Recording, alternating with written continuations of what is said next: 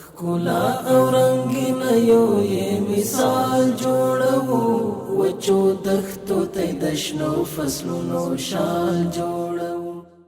طی عملیات مشترک کمیسیون نظم شهری ساحه مارکت میوه در مربوطات ناحیه چهارم از وجود سایر بی‌نظمی‌های شهری پاکسازی شد. در این عملیات موانع سرک‌ها، پیاده‌روها و ساحات سبز پاکسازی شده و دستفروشان و ایستگاه‌های خودسر موتورهای لینی که باعث انسداد مسیر راه عام گردیده بود انتقال و تنظیم گردید و فعالیت کنندگان اصناف توصیه داده شد تا دیگر اموالشان را در پیاده‌روها و ساحات شهری بیرون نکنند، زیرا خلاف اصول و مقررات است و حفظ صحه محیطی را در سایه فعالیتشان جداً رعایت نمایند. در سایه مارکت میوه اصناف مختلف فعالیت میکند که همواره باعث ازدحام و آلودگی محیطی و شهری شده است. د مارکت په ساحه کې چا چې پیش برآمد درلودل یا د خپل دکانونو اضافه کول، اضافه موټر درول، دغه ساحه ټول پاک کړلې د دې منتخب کمیسیون سره. نظم سایه مارکت میوه پس از این با برنامه‌های حمایتی و تقویتی دنبال و تعقیب می شود. متخلفین شهری با برخورد قانونی روبرو خواهند شد.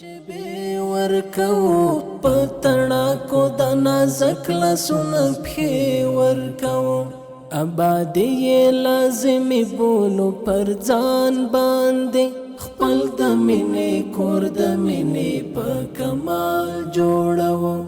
آبادی لازمي بولو پر ځان باندې خپل د مینې کور د مینې